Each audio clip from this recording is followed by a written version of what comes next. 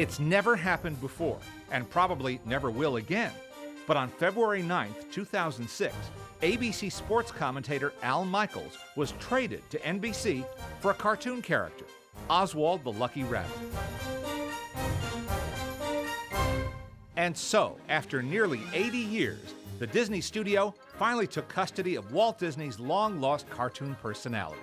Lo and behold, we were able to negotiate a fair trade, and as part of the deal, Oswald the Rabbit came back to Disney. Little did I know how much attention it was going to get. The reaction was huge. Even Al Michaels sent me a note, kind of in disbelief, that Oswald had gotten so much more attention than he had gotten. I was just amazed that that subject had even come up, of getting all this Oswald material back. I knew that it existed over there at Universal, but the notion of trading it for an announcer was really kind of fun. I really wanted to complete Walt's mission, so to speak, even though Walt had a lot of ideas that were not fulfilled when he died in 1966.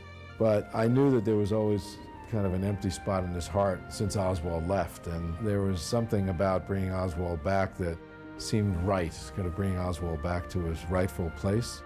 And so the move was meant to do something that was positive for Disney's culture and to be able to tap into some of that legacy.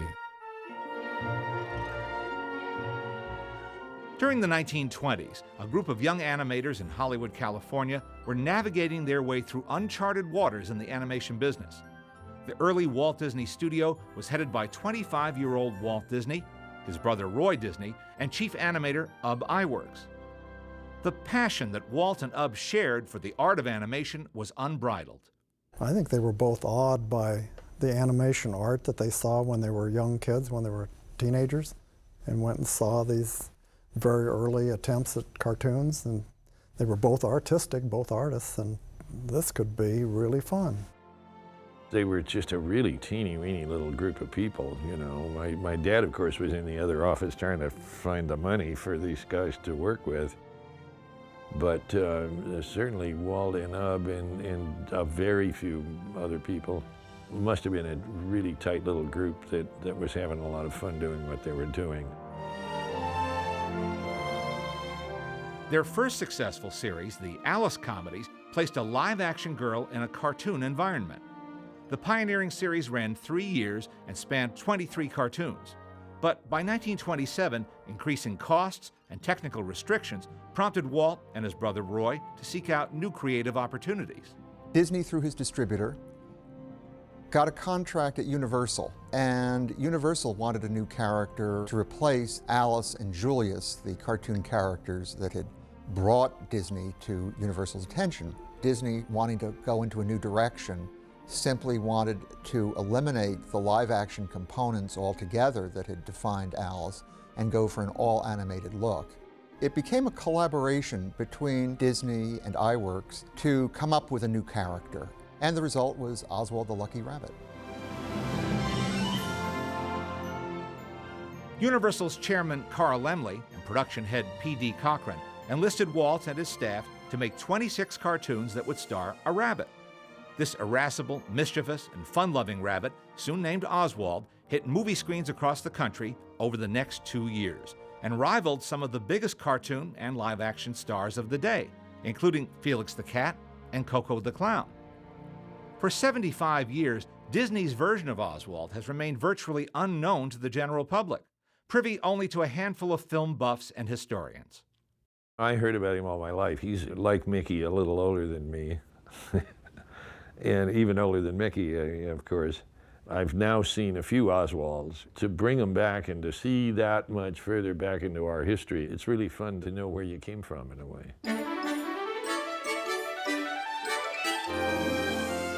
There's something so pure about them. They're good, they're simple, both in terms of message and in terms of animation itself, but you can see early signs of genius, not just in the animation itself, but in the use of characters in animation. One of the things Walt brought was the notion that the characters had real personalities for the audience to identify with, where so many early cartoons were more about the gags than about personalities. Your early stuff was pratfalls, you know, those kinds of things. Physical humor. Both my mother and father loved to see people take funny falls, even in life, even when it happened to me. I think the most exciting thing is to see how Disney's sense of story develops and how he starts working towards what today we would call situational comedy as opposed to old-fashioned slapstick. Dad was a lousy joke teller, but a lot of comedy just out of human behavior. Family, funny things that little kids would say became a very big part of our family vocabulary. But he would relate things that had happened to somebody, and he'd laugh so much that he would have tears coming down his cheeks, you know, in some instances.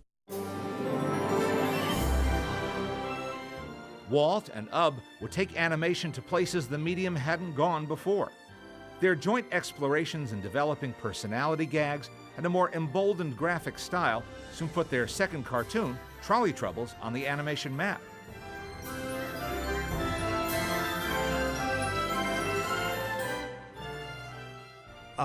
iWorks animated the entire cartoon of Trolley Troubles. And there's some wonderful perspective effects in it of the trolley, like going forwards and back, and the tracks going like this, and it's skipping from hill to hill. He cut so many shots together. There's some great stuff of him going through one tunnel after another with the little window of the next tunnel coming up.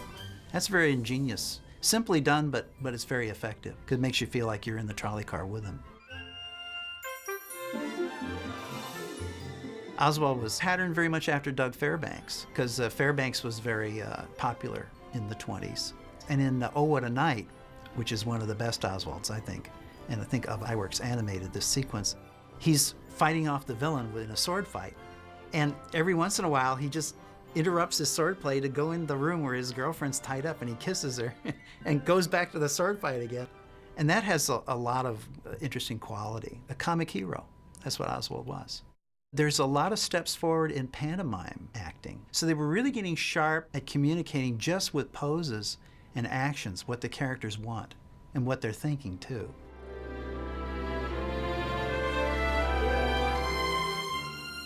Oswald did a lot of funny stuff too with frustration comedy, like in Mechanical Cow, he's trying to get the cow out of bed in the morning. It's this very simple thing, but the cow's too lazy. So he pushes and pushes, and finally, in frustration, he's tearing at his hair and like trotting back and forth, and it's really great. It's a little cycle, but it's very effective emotionally.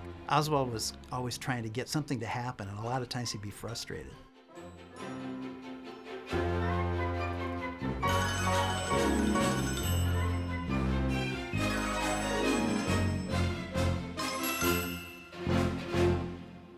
The amount of work they did and the level of it was astonishingly good, and turning them out at some incredible rate. Still, it amazes me that in 2 weeks they could make a show, you know. You know, you always think about those shows like a year at least.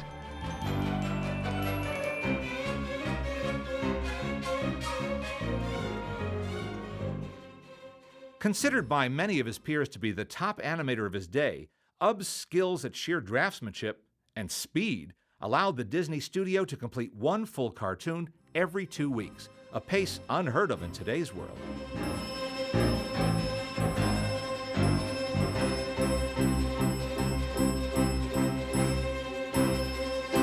This is a nationwide distributor. It's Universal Pictures. It's one of the largest companies operating at that time.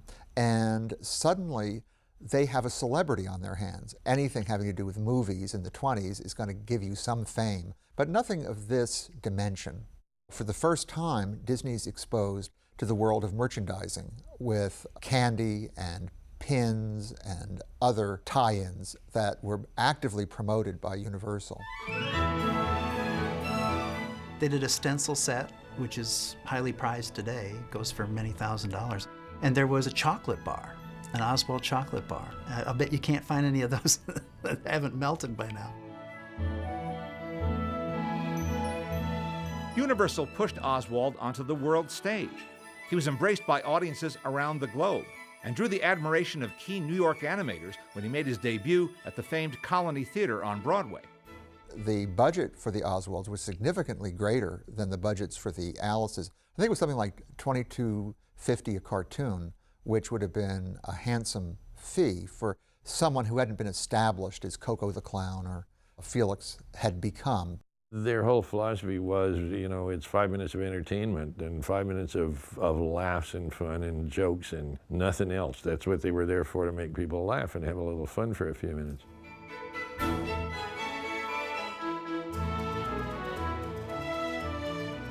In the spring of 1928, with the series going strong, Walt traveled to New York City to negotiate a more profitable contract with his distributor, Charles Mintz.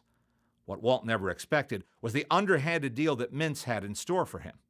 As was the custom back then, as the distributor owned the copyright to the character, Disney, from all we can tell, was content with that arrangement, not understanding, I think at the time, what the possibilities would be, which is that the distributor could control who got to work on these films and how much the budgets for them could run.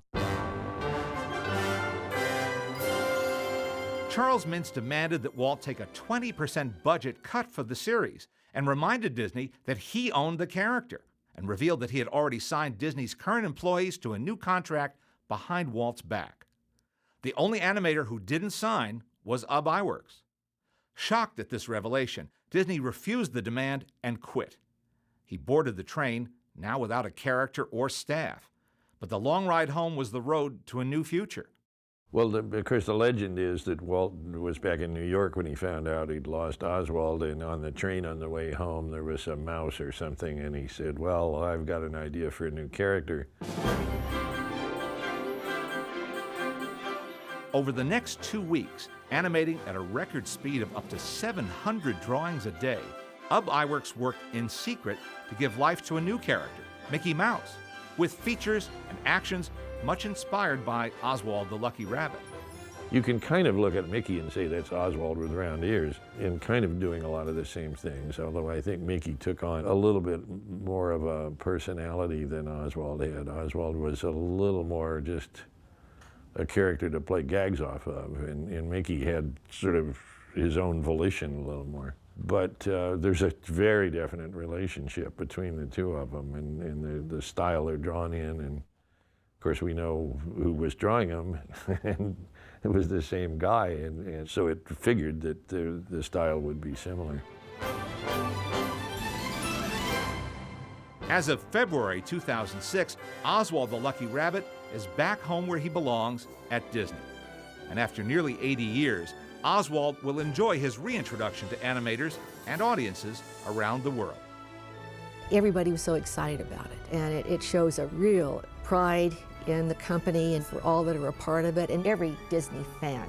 In a way, Oswald and early Mickey shorts, too, are great lessons, I think, for animators. The whole animation department's really curious to see this stuff and get a little more of a sense of where they came from.